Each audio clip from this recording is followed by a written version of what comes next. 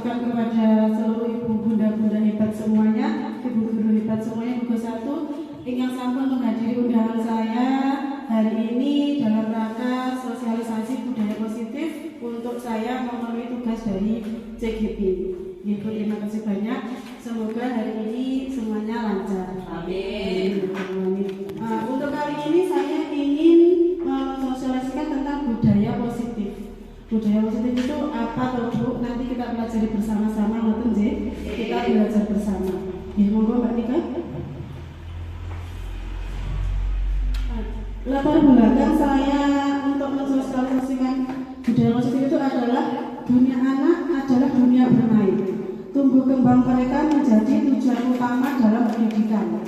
Jadi di masa-masa emas ini mereka anak-anak itu membutuhkan banyak kasih sayang, bermain, dan tentunya belajar yang sesuai dengan standar tingkat pencapaian anak sesuai dengan usianya. Pembentukan karakter dilakukan melalui kegiatan kebiasaan agar anak memiliki nilai budaya positif. Seperti biasa, sebenarnya kita sudah melakukan semuanya Ibu. Setiap hari kita melakukan pembiasaan baik untuk mencapai memiliki agar anak memiliki nilai budaya positif.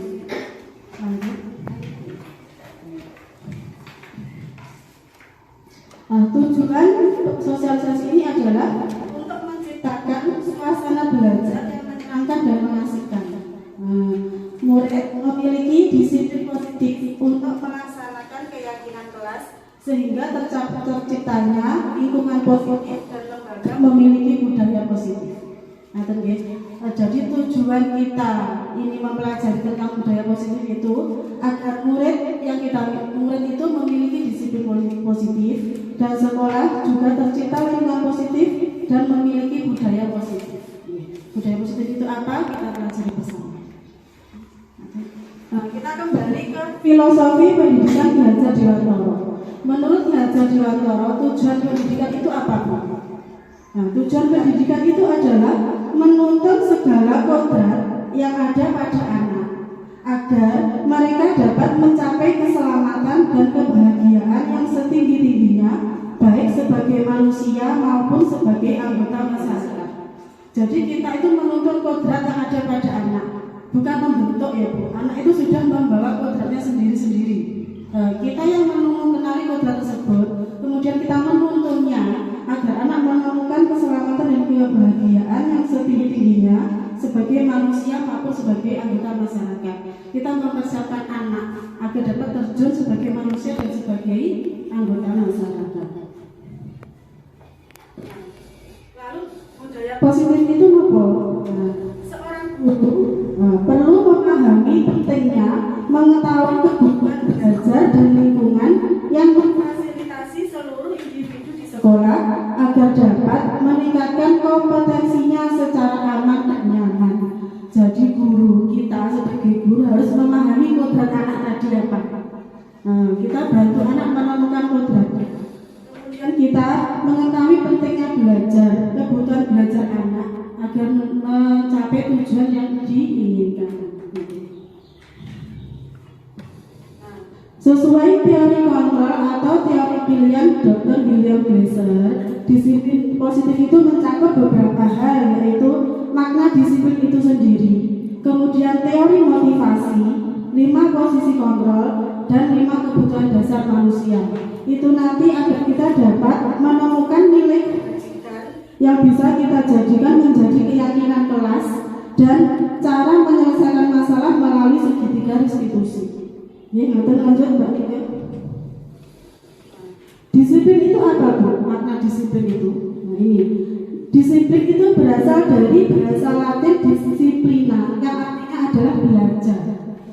Makna disiplin dari asal kata ini berkonotasi dengan disiplin diri dari murid Socrates dan Plato. Tapi disiplin diri itu membuat orang menggali potensinya menuju sebuah tujuan apa yang dia hargai. Tapi dalam kenyataannya biasanya dalam budaya kita disiplin itu telah merubah menjadi sesuatu yang dilakukan seseorang kepada orang lain untuk mendapatkan kepatuhan. Kecenderungannya karena sesuatu hal. Biasanya kita melakukan disiplin itu ada beberapa Nah, nilai-nilai kebajikan tadi kita budaya positif, disiplin itu kan untuk memenuhi nilai kebajikan universal. Sekarang biasanya kita sebut dengan profil pelajar Pancasila. Ada berapa dimensi Bu profil pelajar Pancasila? Nah, adanya beriman dan bertakwa kepada Tuhan Yang Maha Esa, gotong royong, berpindah global, mandiri, kreatif dan bernalar kritis. Ini adalah tujuan kita.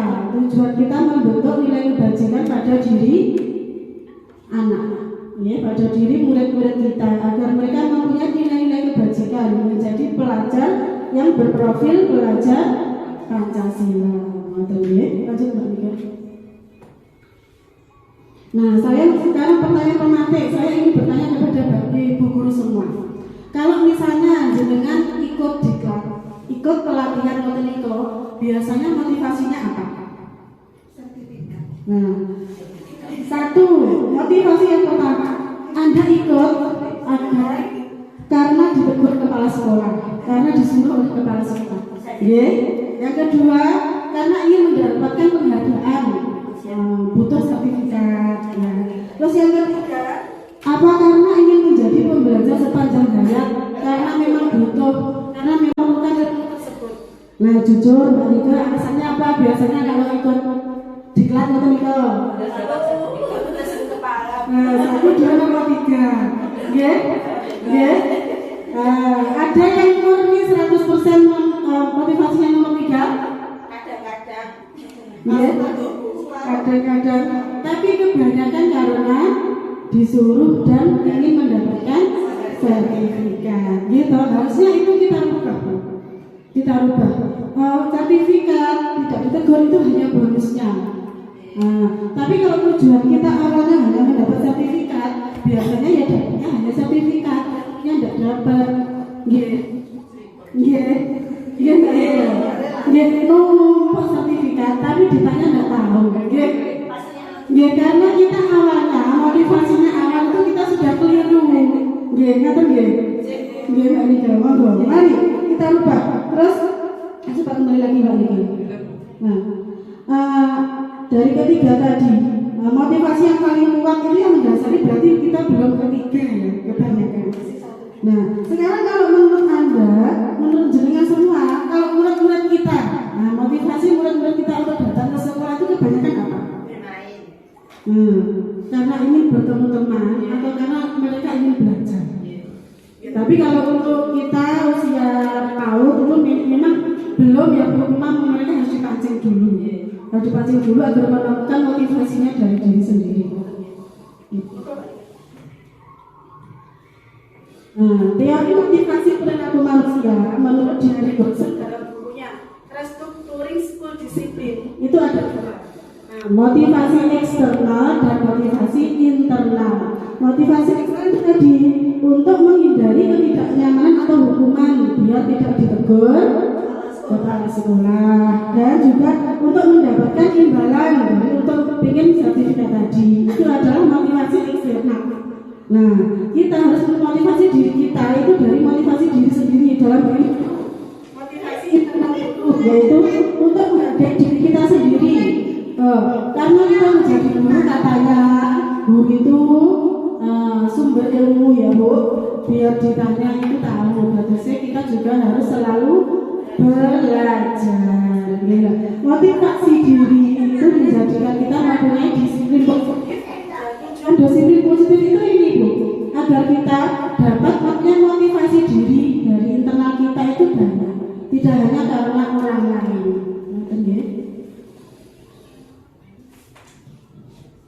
Nah, kemudian setelah kita tadi ada disiplin diri, disiplin di sekolah, positif, terus bila terjadi pelanggaran, biasanya kita seperti apa Bu? Kalau misalnya ini ada anak yang mengganggu temannya, atau ada anak yang terlambat sekolah, atau ada anak yang melanggar peraturan, itu biasanya bagaimana? Dinasihati. Nah, biasanya kita itu ada beberapa hal yang mungkin kita lakukan ya. Yang pertama itu hukuman. Nah, hukuman itu biasanya kalau mungkin di jenjang yang lebih tinggi biasanya kalau anak terlambat disuruh berdiri. Nah, kalau ada anak tidak mengerjakan tugas, biasanya disuruh mengerjakan double. Nah, itu namanya hukuman. Hukuman itu sifatnya tidak terencana atau tiba-tiba. Atau mungkin kemarin kita flashback dulu ke zaman waktu kita SD. Kalau kita rame di dalam kelas, kalau guru kita dulu biasanya ngapain Bu? Suruh maju kaki satu. Nah, terus apa lagi? Putar lapangan. Saya itu pernah malah disamplok harus barisan panjang kayu gitu. Nah, Itu saya kalau dulu kan seperti itu. Kalau dulu anak ramai langsung kapurnya diri. Ya toh? Itu namanya hukuman. Kita satu arah, itu dari pihak guru toh, dan tidak terencana. Jadi ada anak yang melanggar, langsung gurunya ngasih hukuman. Terus yang kedua, biasanya itu konsekuensi. Kalau konsekuensi itu biasanya karena sudah terencana atau sudah disepakati. Nah, jadi peraturan itu ada dibuat. Terus kita membuat kesepakatan bersama anak.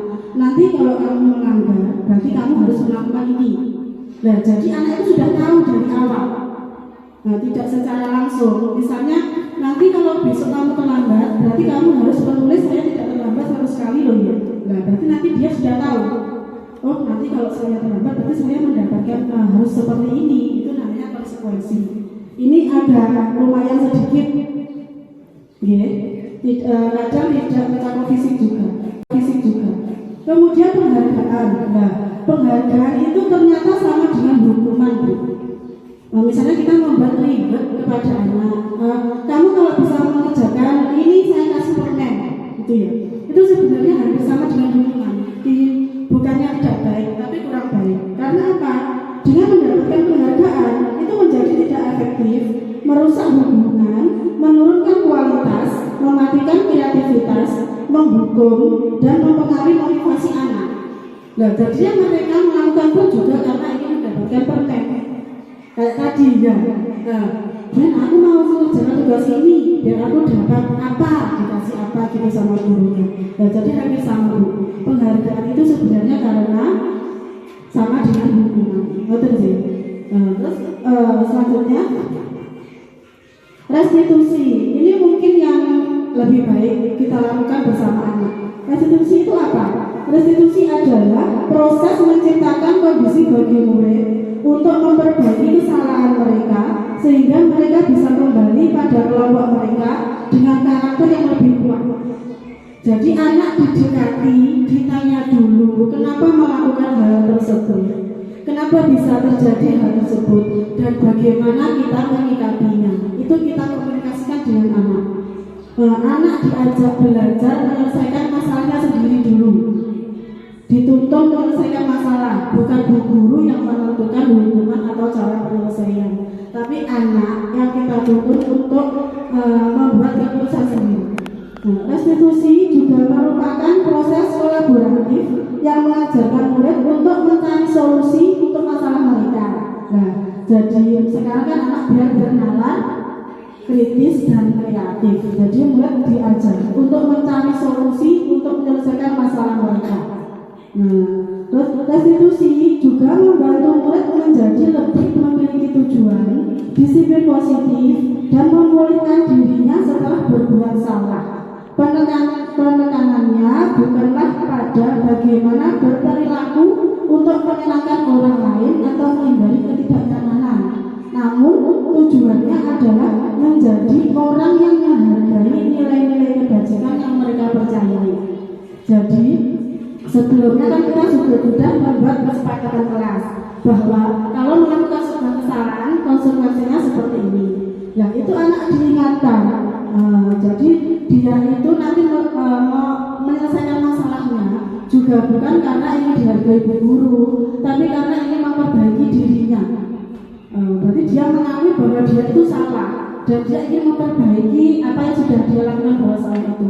Oh, ternyata aku ini salah ya, berarti aku harus begini. Nah, kita tuntut anak agar bisa berpikir seperti itu. Nah, ini ciri-ciri restitusi, bukan untuk menebus kesalahan, namun untuk belajar dari kesalahan. memperbaiki hubungan tawaran, berarti ditawarkan bukan paksaan. Jadi anak itu untuk memperbaiki kesalahannya juga bukan karena terpaksa, tapi karena dia paham, mengerti bahwa itu salah. Ya, terus restitusi menuntun untuk melihat ke dalam diri, mencari kebutuhan dasar yang mendasari tindakan. Restitusi diri adalah cara yang paling baik. Restitusi fokus pada karakter bukan tindakan, Bu. Dia memperbaiki karakter kamu. Ya. Restitusi fokus pada solusinya. Restitusi mengembalikan murid yang berbuat salah pada kelompoknya. Maksudnya agar dia kembali ke nilai-nilai kebajikannya tadi. Ya, kesalahannya bisa diperbaiki dan dia memahami bahwa dia salah. Oh, nilai kebajikan itu harus seperti ini. Ngerti ya, Bu? Terus keyakinan kelas. Mengapa tidak Peraturan saja, tapi keyakinan kelas. Sekarang saya tanya kepada guru. Misalnya kita naik motor, kenapa kita harus memakai helm? Tujuannya adalah keselamatan, bukan karena ditilang ya Bu. Ya, bukan karena takut ditilang ya, karena keselamatan. Terus, mengapa kita harus membuang sampah pada tempatnya? Sehat, bersih, gitu. Dan mengapa kita tidak boleh terlambat datang ke sekolah? Melatih disiplin. Nanti kita juga ketinggalan pelajaran dan mengganggu proses belajar. Untuk mendukung motivasi intrinsikik kembali ke nilai-nilai kebajikan, maka keyakinan kelas akan lebih menggerakkan seseorang dibanding mengikuti serangkaian peraturan. Pembuatan keyakinan kelas atau sekolah. Keyakinan kelas itu bisa berubah-ubah, Bu. Tidak harus ditulis terus ditempel tinggi terus itu nggak bisa dirubah, itu enggak. Bisa dirubah sewaktu-waktu, dirubah tertentu sesuai dengan yang kita inginkan, nilai kebajikan yang kita inginkan. Terus berupa pernyataan universal dan menggunakan bahasa positif. Bahasa positif itu misalnya jangan membuang sampah, itu namanya bahasa negatif. Jangan, itu sudah negatif. Nah, biar ditulis buanglah sampah pada tempatnya, itu kan sadar gitu. Nah, terus keyakinan kelas tidak terlalu banyak, tapi mudah diingat dan dipahami. Juga diterapkan di lingkungan tersebut dalam pembuatan. Jadi yang membuat tidak guru toh. Guru membuat peraturan kelas terus ditempel di kelas itu harus gini. Nah, murid kan pasif. Nah, harusnya itu kita membuat bersama murid. Nah, kita itu biar setelah kelas kita nyaman, biar kelas kita bersih, kita harus apa ya? Gitu. Anak ditawarin. Nah, jadinya dia nanti kan mempunyai usul. Setelah mempunyai usul, dia dari dalam dirinya itu bergerak harus mematuhi karena dia merasa itu membuat sendiri. Jadi dibuat bersama-sama, dipatuhi bersama-sama, tercipta lingkungan yang positif, betul ya? Terus bersedia meninjau kembali keyakinan kelas dalam waktu itu tadi. Jadi tidak harus secara terus-menerus itu saja. Boleh dalam satu semester apa ya yang kira-kira kurang, dalam 1 tahun apa yang perlu diperbaiki itu boleh. Ya. Terus, dan ini yang mana yang merupakan keyakinan kelas. Nah, kalau biasanya kita kan nulisnya seperti ini. Datang tepat waktu, mengucapkan salam, menjaga kebersihan sekolah, berdoa sebelum dan sesudah kegiatan, aktif dalam pembelajaran. Nah, kalau kesepakatan kelas dan anak dibuat dengan bahasa yang universal, dengan bahasa yang positif. Kami guru dan murid yang saling menyayangi. Saling menyayangi itu dalam cara banyak, Bu. Tidak mengganggu teman, tidak mengolok-olok teman, termasuk satu. Terus kami murid yang semangat belajar. Nah, berarti dia menyelesaikan tugas dengan baik, tidak ramai di dalam kelas, gitu. Terus kami murid yang peduli dengan teman-teman, berarti saling membantu, berbagi. Dibuat 3, tapi sudah mencakup banyak satuan. Nanti dibuat bersama dengan anak-anak. Terus anak waktu membuat kesalahan itu diingatkan, ayo kemarin kita sudah membuat kesepakatan kelas bersama loh. Apa disuruh menyebutkan, jadi oh berarti saya sudah tidak sayang teman, Bu, kalau saya mengganggu teman gitu. Dia nanti menjadi ingat apa yang sudah dia buat, apa yang telah dia lakukan, menjadi ingat dan dia mau memperbaiki Nah, terus bagaimana menerapkan keyakinan kelas di PAUD? Ya, kita kan yang kita ajak belajar bersama itu usia PAUD 5 sampai 6 tahun itu kadang logikanya belum nyampe. Kalau diajak diskusi, diajak menentukan sesuatu hal, kan kadang yang pancing guru masih beda dengan usia jenjang di atas.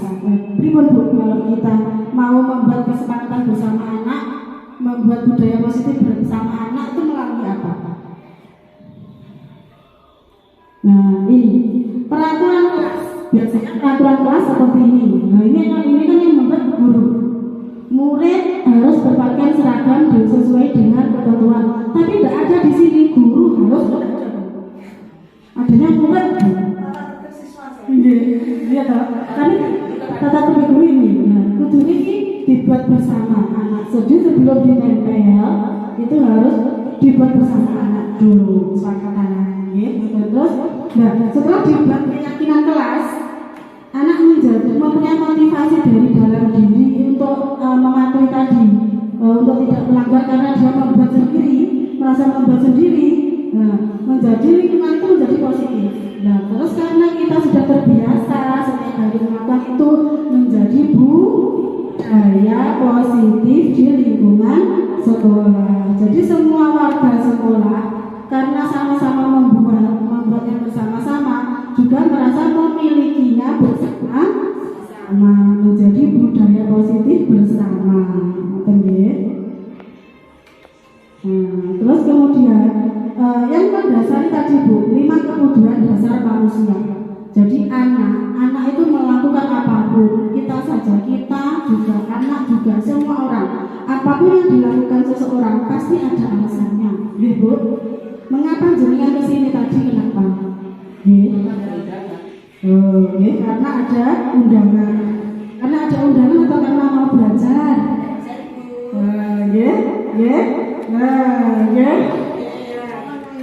Memenuhi undangan. Terus, sebagai seorang guru, ketika murid Anda melakukan kesalahan, tindakan apa yang akan Anda lakukan? Sebagai guru kita itu ternyata mempunyai 5 posisi kontrol. Ini 5 posisi kontrol sebagai guru, di mana seharusnya kita memposisikan diri kita sebagai penghukum, sebagai pembuat rasa bersalah, sebagai teman, pemantau, atau sebagai manajer. Kalau sebagai penghukum berarti harus langsung ya toh? Sebagai pembuat rasa bersalah, anak hanya disalahkan. Sebagai teman, apa? Mendekati anak, tapi kadang terlalu dekat, anak menunjang. Bu, ya toh sebagai teman, apalagi kalau jenjangnya kita sudah SMP SMA atau gitu. Ya toh? Nah, itu kan yang lain. Terus sebagai pemantau, pemantau itu hanya melihat anak, melihat anak sudah melakukan kesalahan, bagaimana menyelesaikannya, kita tidak menuntut. Kita itu seharusnya posisinya di sini sebagai manajer, belajar manajerial anak. Jadi ketika anak menemukan kesalahan, kita bantu menemukan kesalahannya, kita tuntun menyelesaikan masalahnya. Gitu seperti tadi. Dengan segitiga restitusi, melalui segitiga restitusi. Segitiga restitusi itu apa? Caranya bagaimana agar kita bisa menjadi manajer? Ini ada 3 langkah dalam segitiga restitusi. Yang pertama itu menstabilkan identitas. Yang kedua, validasi tindakan masalah. Yang ketiga, menanyakan keyakinan. Jadi yang pertama itu menstabilkan identitas dulu. Anaknya digunggung di situ. Sebenarnya gak apa-apa, semua hebat, semua itu pernah melakukan kesalahan. Biar dia mau mengungkapkan apa yang pernah dia lakukan, apa yang sudah dia lakukan itu biar dia mau mengungkapkan. Kadang anak ditanya, kok mau main belum, mau meneng, gak berani mengungkapkan. Digunggung sih, diamsik, kan dia nanti mau mengungkapkan. Terus memvalidasi tindakan yang salah. Setelah dia bisa mengungkapkan perasaannya itu tadi, kamu tentunya punya alasan kenapa melakukan itu. Terus kenapa Mbak Bu Nika kenapa kok melakukan itu? Alasannya apa? Nanti dia alasannya apa? Terus kembali kembali menanyakan keyakinan. Ditanyakan lagi, ayo keyakinan kelas kita apa yang kemarin sudah kita sepakati. Nah, gitu. Jadi nanti dia bisa mengungkapkan kesalahannya, bisa menemukan keyakinan kelas yang sudah dijalankan, dan bisa menemukan solusinya. Nah, kita sebagai manajer menuntut anak untuk melakukan hal itu, dituntut karena kita yang kita ajak belajar itu kan masih usia dini. Tentu kita memang aktif, menuntut anak, betul ya. Nah, ini sebagai contohnya lebih lanjut.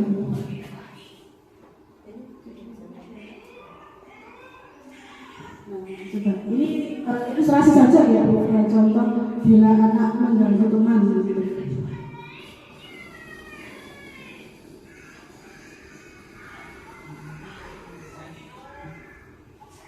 Nah, ini anak-anak sedang bermain balok diganggu temannya.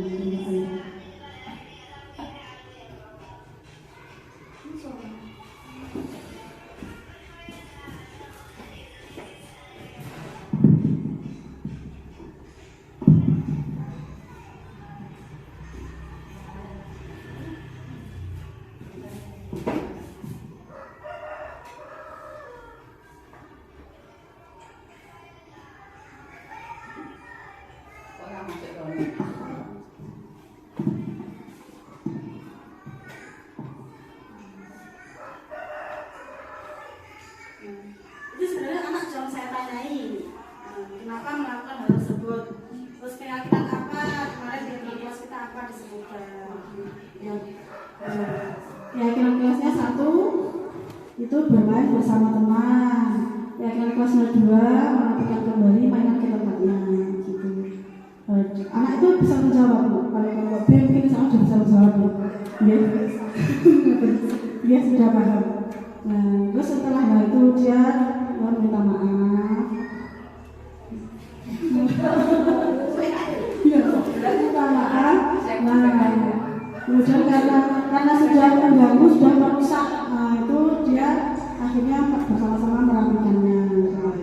Kalau untuk kita sementara mungkin seperti ini Bu ya, keyakinan kelasnya, yang penting kelas nyaman, kelas bersih, rapi gitu aja. Nah, terus diajak bersama sampai di sini.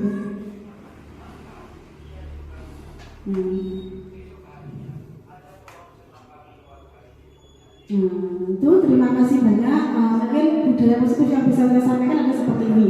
Jadi intinya adalah kita membuat anak itu dapat memiliki nilai-nilai kebajikan. Terus kita sebagai guru juga bisa memposisikan diri, bagaimana menghadapi anak, bagaimana menuntun anak untuk menyelesaikan masalahnya.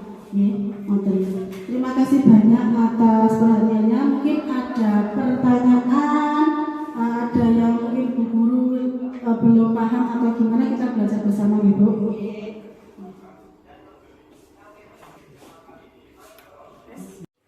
Ya. Ya, baik Ibu, bagaimana? Mungkin ada yang mau ditanyakan tentang budaya positif. Monggo. Tanya Bu. Oke, monggo. Terima kasih atas waktunya. Ilmu yang sangat luar biasa tentang budaya positif. Di sini yang saya akan tanyakan tentang motivasi eksternal dan motivasi internal. Coba berikan kalau nggak salah dibuka di halaman 9 berikan. Oh, halaman 9 Bu.